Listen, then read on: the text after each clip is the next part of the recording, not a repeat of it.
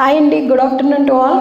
అందరూ sir videos యూట్యూబ్లో చూసి వచ్చారు. ఇక్కడికి యూట్యూబ్లో చాలా మూవీస్, రీల్స్, కామెడీ బిట్స్ ఇవన్నీ ఉన్న టైంలో మీకు సార్ వీడియో కనిపించింది, చూశారు, ఇక్కడికి వచ్చారు అంటేనే అర్థమవుతుంది మీ లైఫ్లో ఏదో మంచి అద్భుతం జరగబోతుందని. ఈ రోజు నుంచి అంత పాజిటివ్గా థింక్ చేయండి, మీకు అంత మంచి జరుగుద్ది. దీని గురించి మీకు ఒక 3 పాయింట్స్ చెప్దాం అనుకుంటున్నాను. ఫస్ట్ పాయింట్ వచ్చి ఎనీ ఫిజికల్ ఎక్సర్సైజ్. ఈ బిజీ లైఫ్లో కష్టంగా ఉంటుంది, కానీ ట్రై చేయండి, అది హెల్త్కి చాలా మంచిది. దీని గురించి అనే కాకపోయినా హెల్త్కి అది చాలా మంచిది కాబట్టి స్టార్ట్ చేయండి. రేపు పిల్లలు పుట్టాక కూడా వాళ్ళతో ఆడుకోవడానికి మీకు యాక్టివ్నెస్ కావాలి.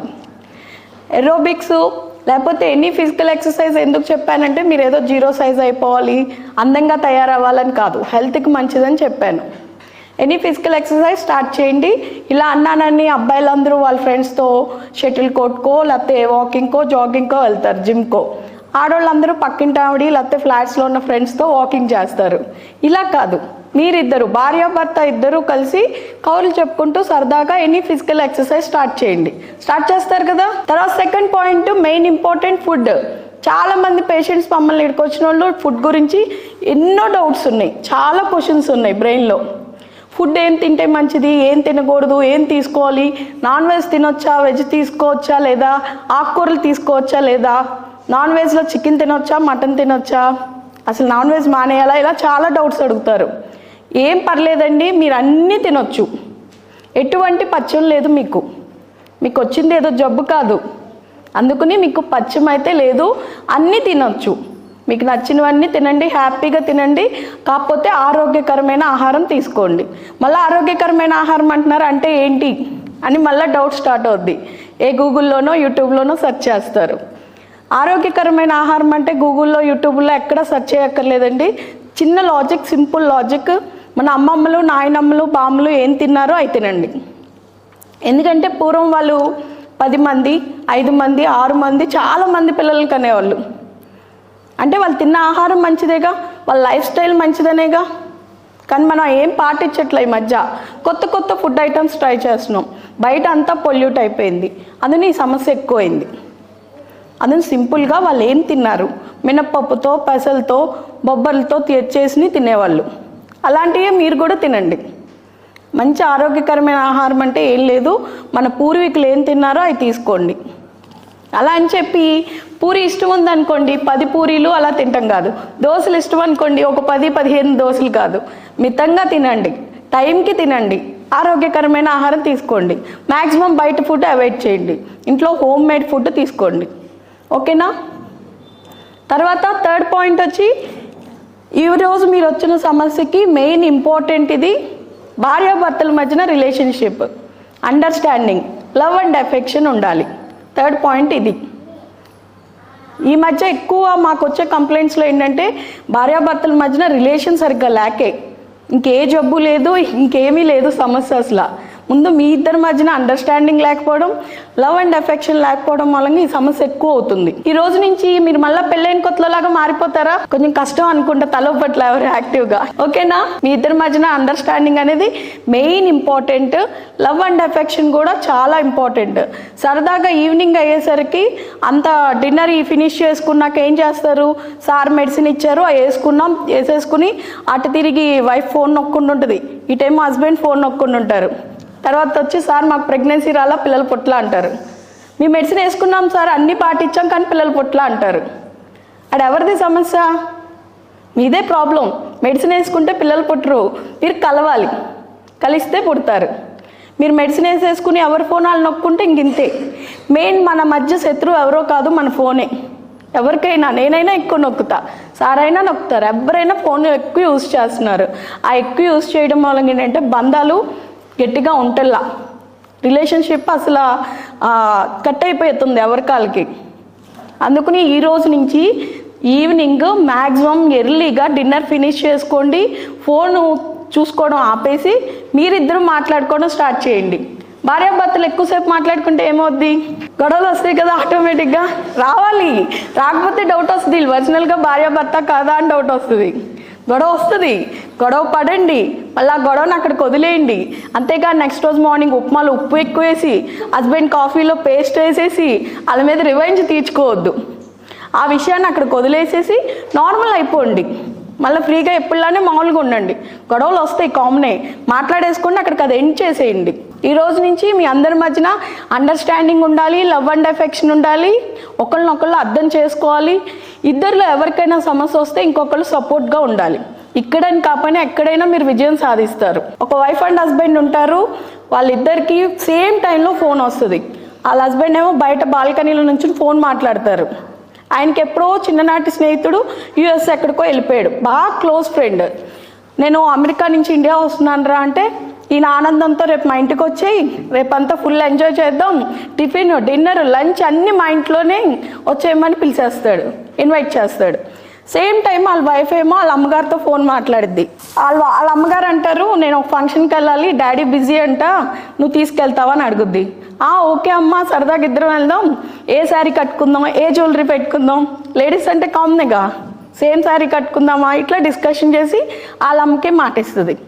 ఆడు బయటకు వచ్చి వాళ్ళ హస్బెండ్కి చెప్తుంది, రేపు నేను ఫంక్షన్కి వెళ్ళాలని. లేదు మా ఫ్రెండ్ వస్తున్నాడు, నువ్వు వెళ్తానికి వీల్లేదంటాడు ఆయన. నెక్స్ట్ ఏమవుద్ది, గొడవ అవుతుంది ఆటోమేటిక్గా.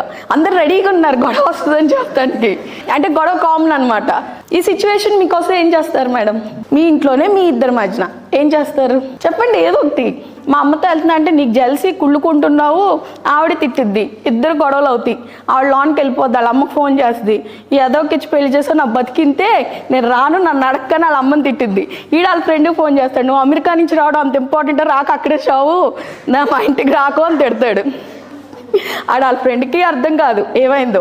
వీళ్ళమ్మ అనుకుంటుంది, అయ్యో మా అమ్మాయి జీవితం ఇట్లా అయిపోయిందని ఆవిడ ఏడుస్తూ కూర్చుంటుంది. ఇక్కడ అందరికీ బాధేగా ఒక్క సీన్ని. ఇదే సిచ్యువేషన్ మీకు వస్తే సార్ ఏదో ఒకటి సరదా చెప్పండి, ఏం పర్లా. ఇక్కడ మార్క్స్ ఎగ్జామ్ లేదు, ఫ్రీగా ఏదో ఒకటి ఫ్రీగా మాట్లాడండి, పర్లా. ఓకే, ఇద్దరు డిస్కషన్ చేసుకుంటారు, ఏది ఇంపార్టెంటో అది చూస్తారు. అప్పుడు ఒకటే అవుతుందా, రెండు పనులు అవుతాయా? ఒకళ్ళు త్యాగం చేస్తారు. ఇద్దరులో ఎవరు త్యాగం చేస్తారు? సిచ్యువేషన్ బట్టి. ఇద్దరులో ఎవరైనా రెడీగా ఉన్నారు త్యాగం చేయడానికి. ఓకే, మీరు మేడం? మీరు కూడా అంతే, సేమ్ ఆన్సర్, కంటిన్యూ. ఇంకెవరైనా చెప్తారా? చెప్పండి సార్.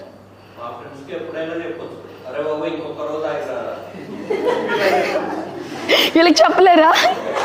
కష్టం అంటారు, ఇక్కడ హ్యాండిల్ చేయలేరు. అక్కడైతే ఏదో ఒకటి చెప్పేస్తారు. అంటే మీ వైఫ్కే మాట ఇచ్చినట్టు ఆవిడది ఓకే, ఆవిడకి ఓకే చెప్తారు.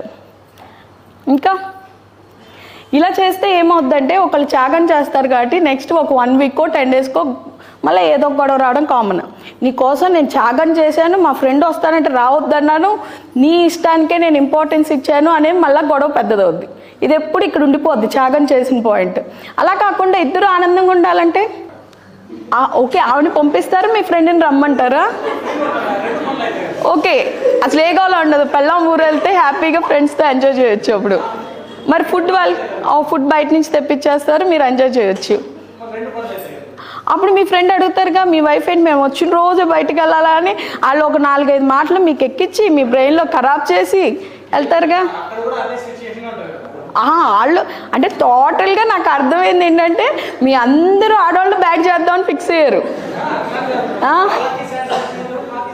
ఏదైనా సరే లేడీస్ని ఇక్కడ బ్యాక్ చేద్దామని ఫిక్స్ అయ్యారు అంతే. అలా అనిపించలే నాకు ఆన్సర్లో వాళ్ళు ప్రయారిటీ ఇచ్చినట్టు అనిపించట్లే, వాళ్ళ గురించి భయపడుతున్నట్టు. లేడీస్ మరేం మాట్లాడరా, మనల్ని డామినేట్ చేసేస్తున్నారు. ఈ మధ్య ఫెమినిజం కొత్తగా వచ్చిన పాయింట్. ఇలా కాకుండా ఈ సిచ్యువేషన్లో ఇద్దరు హ్యాపీగా ఉండాలంటే, ఆ అబ్బాయి చెప్పంగానే సర్లేండి నేను మీ ఫ్రెండ్స్ వస్తున్నారుగా నేను ఉండిపోతా, మా అమ్మకి ఏదో ఒకటి చెప్తా అంటది. వాళ్ళ హస్బెండ్ అమ్మో మా వైఫ్ ఇంత మాట అందని హ్యాపీ ఫీల్ అయ్యి సరే రేపు మధ్యాహ్నం నుంచి రమ్మంటాను అంటాడు. వాళ్ళైతే మార్నింగ్ లంచ్కి పిలుస్తాడు, ఏదో టైం మారుస్తాడు, పెళ్లి టైం అడిగి. అప్పుడు ఈవిడ అన్ని వంటలు చేసేసి వాళ్ళకి పెట్టినాక వాళ్ళ ఫ్రెండ్ అంటాడు, నువ్వు చాలా లక్కీరా, మీ వైఫ్ చాలా మంచిదని. ఈయన ఆనందంలో వాళ్ళు పంపించాక నేను వస్తా పదా అని చెప్పి కారులో వాళ్ళ వైఫ్ని అత్తగారిని ఫంక్షన్కి తీసుకెళ్తాడు. అక్కడ వాళ్ళ అత్తగారు హ్యాపీ, వీళ్ళ వైఫ్ హ్యాపీ, ఆయన హ్యాపీ, వాళ్ళ ఫ్రెండ్దే అయింది. ఇద్దరు పనులు అయిపోయినాయిగా, గొడవ లేదు ఇక్కడ ఎక్కడ. తర్వాత నేను త్యాగం చేశాన్న పాయింట్ లేదు, అడ్జస్ట్ అవ్వడము లేదు. ఇలా కూడా ఉండొచ్చేమో, అండర్స్టాండింగ్. ఇందులో డామినేషన్ లేదుగా, ఒకళ్ళు ప్రేమగా మాట్లాడుకుని డిస్కషన్ చేసుకున్నారు, అక్కడ సమస్య క్లియర్ అయింది. డామినేషన్ ఎక్కడ ఉంది అసలు? ఇక్కడ అలా కాకుండా డామినేషన్ అంటే ఏంటంటే నువ్వు వెళ్తానికి వీల్లేదు, నువ్వు ఉండాల్సిందే, వంటలు చేయాల్సిందే అంటే ఆవిడకి కాలిద్ది. ఆవిడకి కాలి నన్ను ఈడేంటి అసలు ఆర్డర్లు వేసేది, నేను వెళ్ళాల్సిందే అంటది. ఎవరు తగ్గేదేలే అని గొడవలు పడతారు. అందుకని ఇలా డామినేషన్ కాకుండా, కాంప్రమైజ్ కాకుండా, దీంట్లో మెయిన్ ఏం కనిపించింది ఈ పాయింట్లో? లవ్ కనిపించింది. అది చెప్తున్నా, ఒకళ్ళు ప్రేమించుకోండి. మిమ్మల్నే, మీ వైఫ్ని మీరే, మీ హస్బెండ్నే. మేడం చెప్పారు కదా అక్కడక్కడక్కడ కాదు, మీ వైఫ్నే, మీ హస్బెండ్నే. ఇద్దరిలో ఒకళ్ళు తక్కువ ప్రేమిస్తే ఇంకోళ్ళు ఎక్కువ ప్రేమనివ్వండి, డబ్బులు ఇవ్వండి. అప్పుడు ఏమవుతుంది? బాగా ప్రేమిస్తే ఏమవుద్ది? తిరిగి ప్రేమిస్తారు, అంతే, ఇంకేం అవ్వదు. తిరిగి వాళ్ళు కూడా ఇంకా ప్రేమ పెంచుతారు. అందుకని మీకు ఈ రోజు నుంచి మీ ఇద్దరి మధ్యన లవ్ అనేది పెరగాలి. స్టార్ట్ చేస్తారా? రేపు పొద్దున్నే చక్కగా ఐ లవ్ యూ చెప్తారా రోజు ఇచ్చి? ఒకసారి సడన్గా ఇవ్వకుండా హార్ట్ అటాక్ వస్తుంది మీ వైఫ్లకి. డౌట్ వస్తుంది, అమ్మా ఇలా పెడుతున్నా అంటే చెవులో ఎందుకో పువ్వు పెడుతున్నారని. అమ్మో అంటే మన మధ్య రిలేషన్షిప్ ఇలా ఉందన్నమాట. ప్రజెంట్ సిచ్యువేషన్ ఇలా ఉంది. ఎక్కువ మంది ఏం చేస్తారు, పెళ్ళైన కొత్తలో బంగారం, స్వీటీ, డార్లింగ్ అని ఉంటుంది పేరు సేవ్ అయ్యి. 1 నెల 2 నెలలకి ఏముంటుంది? డెవిల్, నైఫ్, వైఫ్ పేరు. 1 నెల 2 నెలలకు మారిపోతున్నాయి. ఎందుకంటారు? అందంగా లేదనా, అందం మారిపోయిందనా, అప్పుడు పెళ్ళైన కొత్తలో మేకప్లో బాగుంది, ఇప్పుడు బాగాలేదనా, ఎందుకంటారు? ఇవి ఒకళ్ళనొకళ్ళు ఈగోలు, ఒకళ్ళనొకళ్ళు డామినేషను, నా మాటే నెగ్గాలి అనే దాని గురించి ఇలా మారిపోతున్నారు. అలా కాకుండా ప్రతి హస్బెండ్ వైఫ్ని తల్లిలా చూసుకుంటే, ఇంట్లో ఉన్నప్పుడు అమ్మ ఏది చెప్పినా ఇచ్చేయరా అచ్చేయరా అంటే మా అమ్మ చెప్పింది బాగా చెప్తుందని పాటిస్తారుగా. అదే వైఫ్ చెప్తే తొక్కలోది ఇది చెప్పేది నేను వినేదేంటి, ఇది చెప్పిన ప్రతి పాయింట్ నేను విన్నానంటే నేను ఏదో పిచ్చోడిని అనుకుంటారుగా. అందుకనేగా అసలు గొడవలు. అలా కాకుండా అమ్మ చెప్పినప్పుడు వింటున్నాము, మా వైఫ్ కూడా మంచి సలహాలు ఇస్తుందని వినొచ్చుగా, అప్పుడు ఏ గొడవ ఉండదు. అలాగే ప్రతి ఆడపిల్ల తండ్రిలా చూడాలి భర్తని. ఎందుకని? మన ఇంట్లో ఉన్నప్పుడు మన ఫాదర్ చాలా కేర్ తీసుకుని అక్కడికి వెళ్ళకమ్మా, ఇక్కడికి వెళ్ళకమ్మా, టైంకి వచ్చేయి, లేకపోతే ఇవన్నీ రూల్స్ చెప్తుంటే డాడీ గ్రేట్. ఇక్కడ హస్బెండ్ చెప్తే ఆయన చేంజ్ చేసుకోవాలా, లేకపోతే ఆయనలో నచ్చిన విషయం, మీకు బాగా ఇష్టమైన విషయం చెప్పండి. పర్లా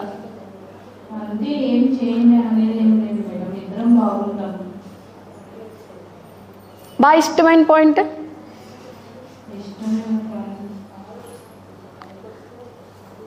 చాలాసేపు అంటే టోటల్గా అంటే చాలా ఉన్నాయి అంటారా? ఓకే, అంతేనా మేడం? టోటల్గా అన్నీ మంచి విషయాలే. టోటల్గా మా హస్బెండ్ అంతా సూపర్, అందుకని ఏం చెప్పాలో తెలియట్లా. ఓకే, క్లాప్స్ కొట్టండి అందరికీ. నేను 200-300 people నాతో కూడిస్తుంటా. I'm a motivational speaker and life coach and okay master degree in psychology. Okay okay so relationship counsellings నేను ఇస్తుంటాను. Okay, super sir. I will do all that experiments in my life. Okay, thank you sir. అందరూ అమ్మా నాన్న అవుతారని ఆశిస్తున్నాను. Thank you. ఇప్పుడు sir మాట్లాడతారు. ఇప్పుడు మీరు ఇక్కడికి ఎందుకు వచ్చారు, ఇక్కడ ఎందుకు కూర్చోబెట్టారు, ఆయన వీడియోస్ ఎందుకు తీస్తున్నారు, అసలు అవన్నీ మీకు సార్ చెప్తారు. ఆగస్టు 2 నుంచి నిత్య అన్న ప్రసాద వితరణ కార్యక్రమం కింద మన దగ్గరికి వచ్చిన వారికి అందరికీ కూడా భోజనాలు పెడుతున్నాం. ఇది కొంత విచిత్రంగాను వింతగాను ఉంటుంది. ఎందుకంటే ఈవెన్ గవర్నమెంట్ హాస్పిటల్లో కూడా మీకు ఎక్కడా కూడా ఈ భోజనాలు పెట్టే సంస్కృతి లేదు. ప్రైవేట్ హాస్పిటల్లో అసలు మీరు మంచినీళ్ళ బాటిలైనా మందుల షాప్లో కొనుక్కోమంటారు అంతే. అలాంటిది మరి ఇక్కడ ఎందుకు పెడుతున్నామంటే ఆహారం అనేది చాలా ముఖ్యం. మీ అందరూ కూడా మీరు అమ్మా నాన్న కాగలరు అనే ఓ బుక్ మనం ఇస్తున్నాం మీ అందరికీ. దాంట్లో ఏం తినాలి ఏం తినకూడదు అనేది చెప్తున్నాం. అలాగే ఎక్కటి హబ్ అనే బుక్ ఛానల్లో 500 వీడియోలు మేడం గారు వండి చూపించారు మీకు. ఆవిడ వంట లెక్క కింద, నేను డాక్టర్ బాబు కింద మీ జీవితంలో కార్తీక దీపం వెలగాలని మేము ప్రయత్నం చేస్తున్నాం. సో ఈ రకంగా మీరు ఆ బుక్ చదువుకోండి, ఆ వంటలు చూసుకోండి ఛానల్లో, చక్కగా ఇద్దరు వండుకోండి. కుదిరితే ఒక క్యాండిల్ కూడా వెలిగించుకుని అచ్చిక బుచ్చిక కబుర్లు చెప్తూ క్యాండిల్ లైట్ డిన్నర్ లాగా చేయండి. ఆహారము అనురాగము ఈ రెండూ కలిస్తేనే సంతానం. ఆహారం అనేది వీర్య వృద్ధికి, అండాల క్వాలిటీకి చాలా ప్రధానం. అందుకే మీరు అందరూ కూడా ఈ ఆహారం పట్ల శ్రద్ధ పెట్టాలని ఒక శాంపిల్ మోడల్ ఫుడ్ కింద ఇస్తున్నాం. ఇక్కడ ఇచ్చే ఫుడ్ కూడా మేడమే డిజైన్ చేశారు. అసలు ఈ ఆహారం పెట్టాలనే విషయం కూడా మేడమే చెప్పారు. ఎందుకని? ఈ విజయవాడ కొండ మీద 2 అమ్మలు ఉన్నారు. ఒక కొండ మీద కనకదుర్గమ్మ, ఇంకో కొండ మీద మేరీమాత. 2 అమ్మలు కలిసి ఈ అమ్మలోకి పూని ఈ బిడ్డల ఆకలి తీర్చాలని నిర్ణయించుకున్నట్టున్నారు. లేకపోతే ఇదివరకు మా దగ్గరికి వచ్చిన వాళ్ళు లేట్ అయిపోతే భోజనానికి పంపించేవాళ్ళం, కానీ పాపం వాళ్ళు హోటల్స్ ఎత్తుక్కుంటా తిరిగి దారి తప్పేవాళ్ళు. ఊరు కాని ఊరు కదా. అలాగే వచ్చేటప్పుడు తడిసి ముద్దయిపోయి వచ్చేవాళ్ళు, ఎందుకంటే వర్షాలు కురుస్తూ ఉంటే తడిసిపోయేవాళ్ళు పాపం. ఇట్లా ఇబ్బంది పడుకోకుండా మనమే భోజనం తీసుకొచ్చి పెట్టాలి అని మేడం గారు ఒక ఆలోచన చేయడం, మేము ఈ కార్యక్రమం స్టార్ట్ చేయడం జరిగింది. దాదాపు 3-4 నెలల నుంచి ఇది నిరంతరం జరుగుతుంది. అలాగే మీరు కూడా ఈ ఆహారాన్ని చాలా జాగ్రత్తగా ప్రసాదం కింద భావించి స్వీకరించాలి. అందుకే మరీ చెప్తున్నాం. తర్వాత ఇంకొకటి ఏంటంటే, ఆ వీడియోలు ఫోటోలు ఎందుకు తీస్తున్నామంటే, 500 ఫీజు తీసుకుంటూ కూడా మనం ఐవీఎఫ్ లేకుండా, ఆపరేషన్ లేకోకుండా చక్కగా ప్రెగ్నెన్సీలు ఇవ్వగలుగుతున్నాం. 15,750 మంది పూర్తయ్యారు. ఒక్క ఐవీఎఫ్ లేదు, ఒక్క ఆపరేషన్ లేదు. ఇంతమందికి 15,750 మంది దంపతులకి సంతానం తెప్పించిన ప్రపంచంలో ఒకే ఒక డాక్టర్గా మనము ఇప్పుడు ఇక్కడ ఈరోజు మరి ఉన్నాం. ఐవీఎఫ్ లేకుండా, ఆపరేషన్ లేకోకుండా 500 రూపాయల ఫీజే మనం తీసుకునేది, అది కూడా బిడ్డ పుట్టే వరకు లేదా సంవత్సరం వరకు. 500 ఫీజు సంవత్సరానికి తీసుకుంటూ కూడా మనం భోజనం పెట్టగలుగుతున్నాం. మరి నెలకు 3 లక్షలు 2 లక్షలు తీసుకుని ఐవీఎఫ్ చేసే డాక్టర్లు ఇంకా ఈజీగా పెట్టచ్చు భోజనం. మరి అలాంటి వారికి ఎందుకు పెట్టలేకపోతున్నారంటే, నాకు 30 ఏళ్ళ నుంచి నేను ఈ సర్వీస్ చేస్తున్నా, నాకు రాని ఆలోచన మేడం చెప్పడం వల్ల నాకు తెలిసింది. మరి వాళ్ళకు కూడా ఒక ఆలోచన రావాలిగా. 30 ఏళ్ళ నుంచి నేను ప్రాక్టీస్ చేస్తున్నా, నేను మీకు ఇంతవరకు కనపడలా. భగవంతుడే ఒక వీడియో రూపంలోనో, స్నేహితుడి రూపంలోనో, బంధువు రూపంలోనో చెప్పడం వల్ల మీరు నా దగ్గరికి రాగలిగారు, ఆ బిడ్డను పొందగలుగుతున్నారు ఐవీఎఫ్ ఆపరేషన్ లేకోకుండా. మరి అలాగే ఈ వీడియో రూపంలోనో, ఈ ఫోటో రూపంలోనో భగవంతుడు మిగతా డాక్టర్లు కూడా, మంచి మనసున్న డాక్టర్లు బోర్డు మంది ఉంటారు, వాళ్ళకు కూడా చూపించి వాళ్ళ దగ్గర వచ్చే వారికి కూడా భోజనాలు ఇలాంటి ఏర్పాట్లు చేయించి వాళ్ళ ఇబ్బందులు కూడా తొలగించడానికి ఇది ఒక ప్రేరకంగా ఉపయోగపడుతుందనే ఆశ. నేను కూడా ఐవీఎఫ్లు లేకుండా, ఆపరేషన్ లేకోకుండా 30-40 లక్షలు ఖర్చు పెట్టుకున్న రాని ప్రెగ్నెన్సీలు, మరి నెలకు 30 ఇంజక్షన్లు పొడిపించుకున్న ఐవీఎఫ్ పేరుతో, డోనార్ల పేరుతో నరకం అనిపించిన రాని ప్రెగ్నెన్సీలు కేవలం మందుల ద్వారా ఇస్తున్నాం. ఇది ఒక రకంగా సేవ. ఆ భగవంతుడు మా వైపున ఉండి నన్ను వైద్యో నారాయణో హరిగా స్వీకరించడం వల్ల మీ అందరికీ ఆయన ఇవ్వాల్సినది నా చేతి ద్వారా ఆయన అందిస్తున్నారు. కాబట్టి ఆయన కూడా నన్ను స్వీకరించాడని భావించే నేను ఈ కార్యక్రమాలన్నీ చేయగలుగుతున్నా. అందుకే మీకు మా మంచి చేతుల ద్వారా మీకు అందితే అతి తొందరలో మీకు బిడ్డ పుడతాడేమోనని ఆశ. అందుకే మా చేతుల ద్వారా ఆ ప్రసాదాన్ని అందిస్తున్నాం. అలాగే మీరు బిడ్డని కని అతి తొందరలోనే మాతృదేవత పితృదేవతలు అవ్వాలని, ఆ దేవుళ్ళు అవ్వాలని మనస్ఫూర్తిగా కోరుకుంటున్నాం. అలాంటి కాబోయే దేవుళ్ళనే భగవంతుడు మా ఇంటికి పంపించి భోజనం పెట్టుకునే అదృష్టం కలిగించారని సంతోషంతో, వినమ్రతతో ఈ ప్రసాద పంపిణీ జరుగుతుంది. మీరందరూ స్వీకరించి మీరు అనుకున్న కోరికైన బిడ్డని పొందటం, లేదా మీరు అనుకున్న కోరికలు ఏమైతే ఉన్నాయో అవన్నీ సఫలీకృతమై విజేతగా నిలవాలని మనస్ఫూర్తిగా కోరుకుంటున్నాం. మరి God bless you, all the best.